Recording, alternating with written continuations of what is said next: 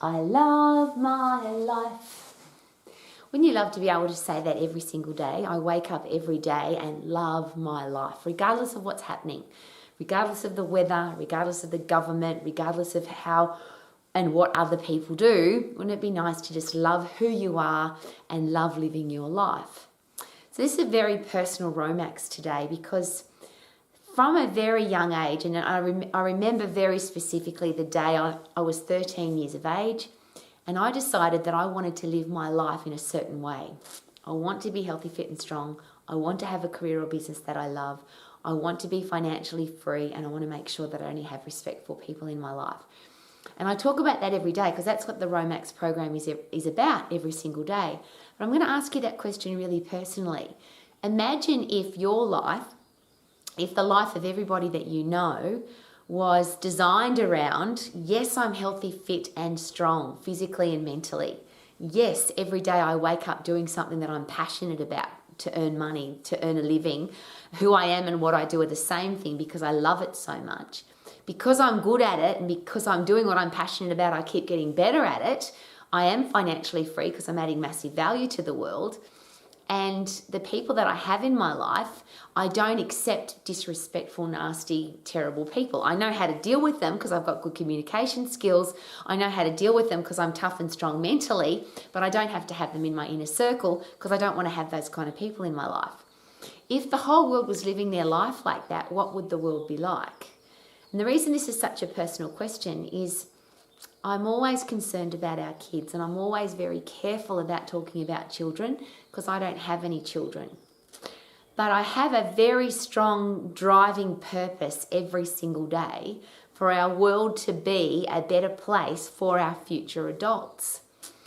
It comes from a philosophy that I was taught a very long time ago, which is leave a profit. And it was shared to me like this: Rowie, wherever you go and whoever you come in contact with, the place and the person should be better because they came in contact with you. You should leave everything better than you found it. So I'm going to leave the planet. I'm an old lady now, and I'm going to leave the planet at some stage. Now I have a plan, barring accident, to live to 120, 30, 40, 50, healthy, fit and strong. But when I leave, I want to know, when I look back over my life, and here's my personal question, when you look back over your life, do you want to be able to say, I lived as the person that I'm really proud of, and I left the world better than when I arrived?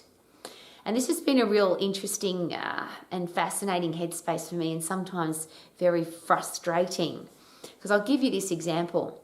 I set a goal that I wanted the world to be healthy, fit and strong. And I've been an exercise professional now for over 40 years.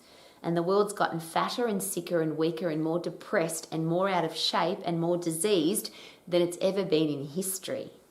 So you can imagine what that's like for me as somebody who's dedicated my life to helping people to be healthy, fit and strong, and the world's in a much worse condition than when I started. And I find that really frustrating every day because I'm here every day because the simplicity of being healthy, fit and strong is really simple. It's not that complicated. It seems that for whatever reason, the exercise industry or the medical profession or whoever has made it all very complicated. I've tried to keep it really simple, and every single day I make it even more simple because I want people to be healthy, fit and strong. So I'm going to give you a personal headspace of mine. I understand now that I can't change adults. One of the biggest learning curves in my life is that adults will do what adults do, and they have the absolute right to do that. Adults can smoke, they can drink, they can take drugs, they can stay up all night, they can abuse their body, they can abuse other people, they can treat the world badly, they can wreck the environment. Adults will do whatever they're going to do. I can't control what other people do, you can't control what other people do, and why would we try? Because we all have the right to do exactly what we want to do. But our kids, how do our kids actually know that it is possible to be healthy, fit and strong, have a career or business that they love, be financially free and have great people in their life, if there's nobody to inspire them or there's nobody who is actually living that example? And that's what happened to me, because I wanted that in my life. At 13, I decided that's how I was going to live my life, but I couldn't find anybody that was living like that. Now, I found some people that were healthy, and I found some people that were wealthy, and I found some people that had a great family life, and I found some people that loved their job. But I didn't find anybody that had all four things going. So I made a commitment at 13 years of age that I wanted to be the living, breathing example for if a little 13-year-old girl ever looked into my life, she could see somebody that was living like that. So the reason I'm asking this question, and I've got to be very careful because this is not about being disrespectful or being challenging or you should do this. My life has never been about that. My question though is, if a little girl looks into your life, a 13-year-old girl or boy, and you want to be, so if you don't want to be, this is a relevant conversation. But if you want them to know that it's possible, so for the children in your life, for the future adults that will come into the world, for the people that look into your life who aren't yet educated or life experienced, will you be the living, breathing example for them that it is possible to have a great life? Not tell them what to do, but actually living it. And that was one of the interesting challenges I had as a child, is I grew up in a very interesting religious environment. And again, without judgment, there was a lot of people that said, do this, but they were doing something else. And I didn't want to be that person. I can't control what other people do, but I didn't want to be that person. So I'm asking you that question. If you want to inspire, motivate, help other people to be healthy, fit and strong, to have a life that they love, are we living that every single day? And is that the adult thing to do? Which is the other very personal question I always ask.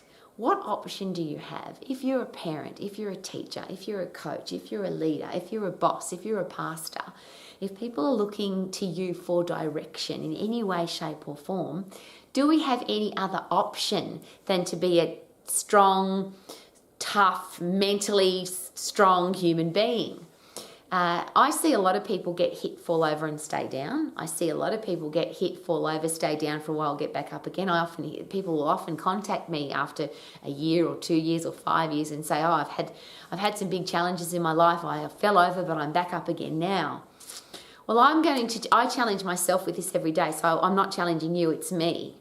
Rowie, what happens when life hits you? Why would you ever fall down? What do you need to do to be tough enough, strong enough, physically and mentally, so that when life hits you, when people try and pull you down, when the government does stupid things, when Mother Nature goes crazy, what are you going to do to make sure that you never fall over?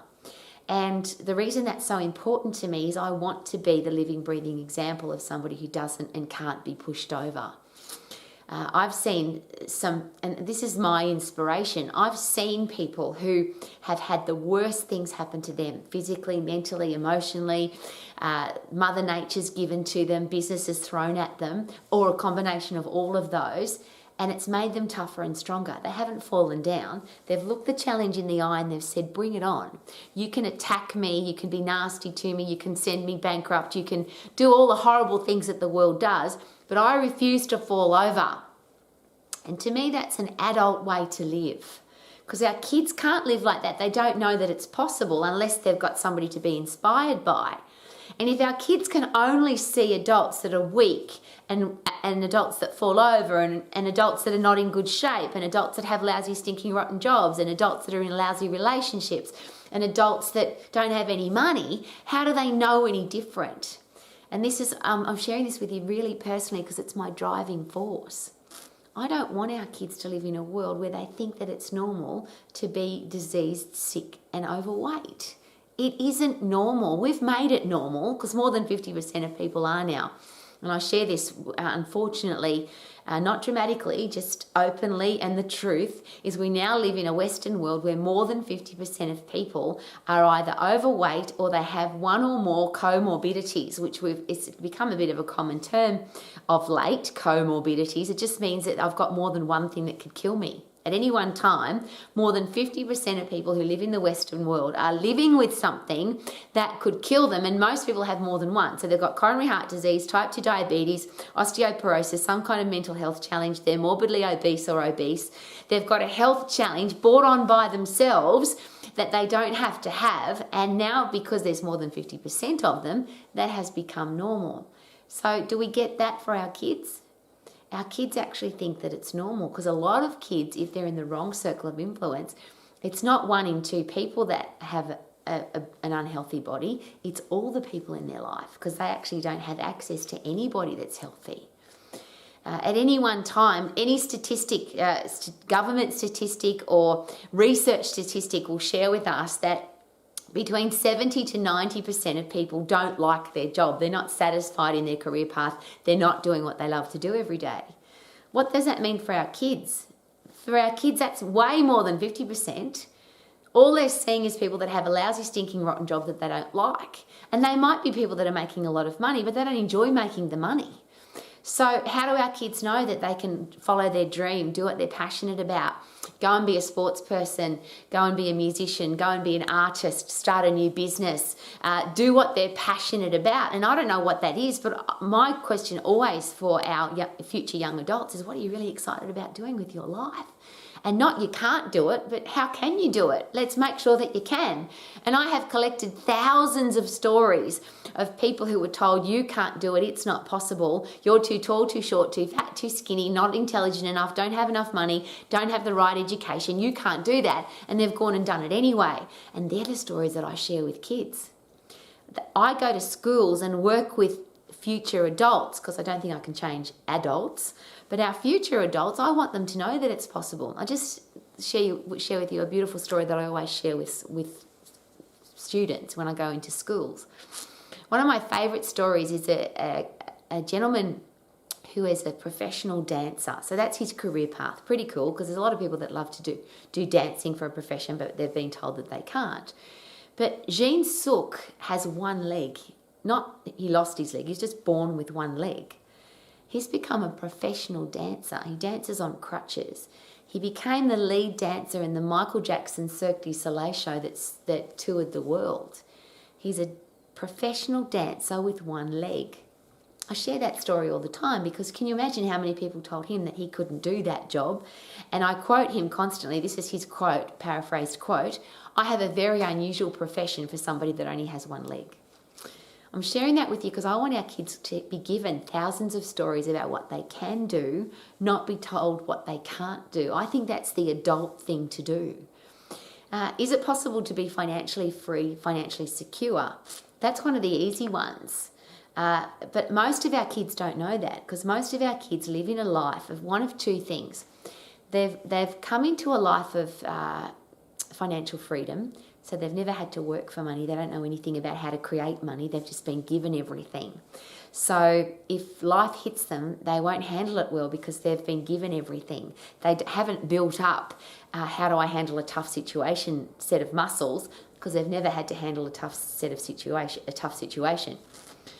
Then there's our other kids who they've got no clue what it's like not to struggle for money, because everybody in their life struggles for money. So they don't know that that's not a normal way to live. I just want our kids to be educated, and it doesn't happen in school very often, and I know this because I ask every school that I go to. Are we teaching financial freedom? Are we teaching wealth creation in school? And unfortunately the answer is no. In most schools, no. For me, that's the ultimate. I wish I'd found out about compound interest before I was 30 years of age. I would be a billionaire if that was the case. It's such a fascinating way that money works. Financial freedom is very simple. Spend less than you earn and do something with the money that you save. And that concept is just so simple. And there's so much information about it, but it doesn't seem to be one of the fundamentals that we teach our kids. And I want to be the living example of that. I want our kids to know that. And I'm going to brag just a little bit. One of the coolest things that I ever set a goal for, I was only a teenager at the time. I wanted a white Lamborghini Countach, because I had a poster of it on my wall. I don't even know where that poster came from. And I ended up being the first woman in Australia to buy a brand new Lamborghini, literally buy one. And the reason I know that is I spoke directly to the Lamborghini factory. And not only was I the first woman, but I was the first white Lamborghini. They'd never made a white Lamborghini before. And they called me and said, "Do you really want a white one?" Now, I just love white. It's my favourite colour. And interestingly, they put that white Lamborghini into the European Motor Show, and lots of other people liked it as well. So you'll see a lot more white Lamborghinis now. But I'm sharing that story with you because when I got that car, everywhere I went, it got a lot of attention, of course, But I would just take people for drives in it. I can't even count. Maybe 1,000 end of year formals. I would drive people to their formal. Very complicated in the Lamborghini because I had to be in the driver's seat. There's only one other seat. But we'd take the roof off and put 2 people in there and I'd drive them to their formal. People would stop me in the service station and say, lovely car. And I'd say, well, I'll take you for a drive. And I don't know if you've ever been to a motor show, but the really expensive, prestigious cars at motor shows, you actually can't even touch them. And you can get your photo taken from a distance, but it's very unlikely that they'll let you sit in the car. Well, I was the person that would just take people for a drive. One of the really funny experiences I had, I stopped at a petrol station one day and a guy came up to me and he said, so are you a drug dealer or a prostitute? Great question. I wish I had answered that I was an assassin. It's interesting how people, the relationship, and I'm sharing this with you, again, this is not to share with you, Rowie's had a Lamborghini. It was never about the car for me. It was about who do I have to become to get the Lamborghini so that I can prove that you can come from nowhere. You can come from having no money. I ran away from home at 14 and 9 months. You can live your life in exactly the way that you want to live it. You just have to design it, plan it, be disciplined and do it. And for me, a car is an outcome of that because I've had some really terrible, horrible, yucky cars that were unreliable and broke down and put me in some very dangerous situations. So I wanted a car that was reliable and gorgeous and I felt really good driving it. But I wanted to be able to share that with other people. And again, I'm sharing that with you because I cannot tell you how many times a young adult, a future adult, a child has said to me, wow, I didn't think it was possible to have such a nice car and you've just proved to me that it is. And attached to that car was a person that didn't become uppity and arrogant because they had such a nice car. I just wanted to share it with everybody. And I still do.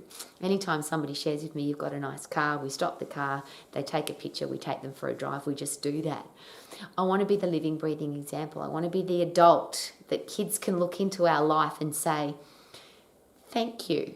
Because I've looked into your life, I can see that it is possible to be healthy, fit and strong for your whole life. Because for a child, I'm a very, very old lady. And kids look at me and go, wow, she's so old, but she can do 30 push-ups. Or she's so old and she can climb mountains all day. Or she's so old and she can work in the garden all day.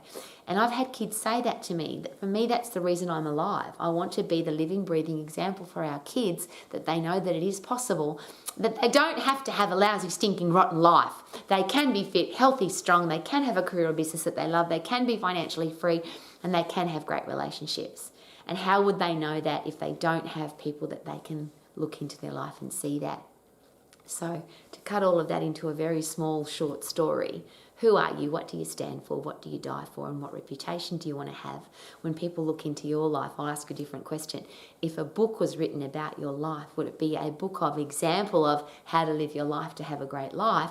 Or would it be a book of warning, if you live your life like this lady did, you'll end up with this crappy life? And it's a thought space that I've taken with me my entire life. I learnt it from a business philosopher by the name of James Rowe when I was very young. And he suggested that if you want to be successful, study success. If you want to be happy, study happiness. And there's 2 ways to do that. You study the people that are successful and happy, or you go and have a look at the people that are unsuccessful and unhappy, the ones that are broke, follow them around for a day, take notes, and do exactly the opposite.